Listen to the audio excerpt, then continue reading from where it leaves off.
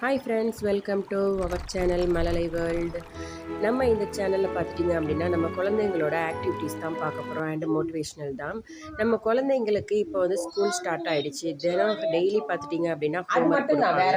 So நம்ம வந்து அந்த ஹோம்ஒர்க் பண்ண வைக்கிறதுக்குள்ளே நமக்கு போதும் போதும்னு ஆகிடும். அதுவும் அவங்கள அந்த டேபிளில் இல்லைன்னா நம்ம அந்த ஒர்க்கிங் பிளேஸில் உட்கார வைக்கிறதுக்குள்ளே நமக்கு ரொம்ப கஷ்டமாக தாங்க இருக்கும்.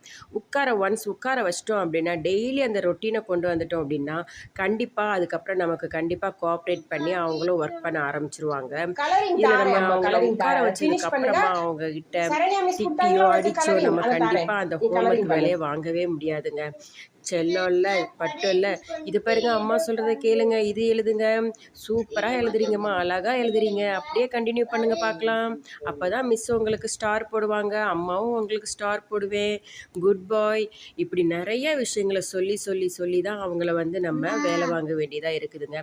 ஆமாங்க, கண்டிப்பாக குழந்தைங்களை அப்படி தான் பண்ணணும். ஒரு சில நேரங்களில் கண்டிப்பாக நமக்கு கோவம் வரத்தான் செய்யும். அவங்க உட்கார்றதுக்குள்ள எழுதுறதுக்குள்ள சில நேரங்களில் பார்த்தீங்கன்னா நம்ம சொல்கிறது புரியும், ஆனாலும் புரியாத மாதிரியே அவங்க பண்ணுவாங்க பாருங்க. அப்போ என்ன அவங்களுக்கு அப்படின்னா, அப்போ நம்ம அப்படி தப்பாக பண்ணிட்டோம் அப்படின்னா நம்மளை அதுக்கப்புறம் எழுத சொல்ல மாட்டாங்க அப்படிங்கிற ஒரு எண்ணம் ஒரு சில குழந்தைங்களுக்கு வரும். என் பசங்களுக்கு கண்டிப்பாக வரும். தப்பாக எழுதிட்டா அது அம்மா வந்து திரும்ப பண்ண சொல்ல மாட்டாங்க அப்படிங்கிறது தெரியும்.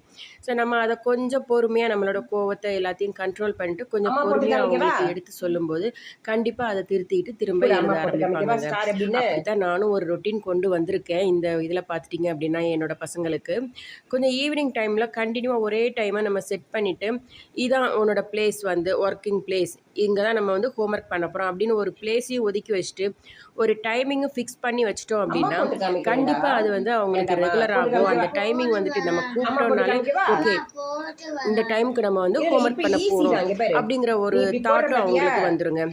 ஸோ கொஞ்ச நாள் நம்ம சிரமப்படணும் அந்த பசங்களுக்கு நம்ம சொல்லி கொடுத்து அதை செட் பண்ணுற வரைக்கும். செட் ஆகிடுச்சின்னா அதுக்கப்புறம் நம்ம கவலையே வேண்டாங்க.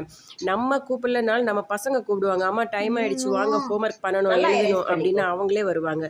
இப்போ பார்த்துட்டிங்க அப்படின்னா ஒரு 2 வீக்ஸ் ஆகுது ஸ்கூல் ஓப்பன் ஆகி. என் பசங்க உட்கார்றதுக்கு தான் ரொம்ப கஷ்டப்படுவாங்க.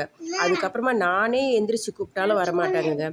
அந்த ஹோம்ஒர்க்கை ஃபினிஷ் பண்ணிவிட்டு எக்ஸ்ட்ரா ஒர்க்கும் பண்ணிட்டு தான் வருவாங்க.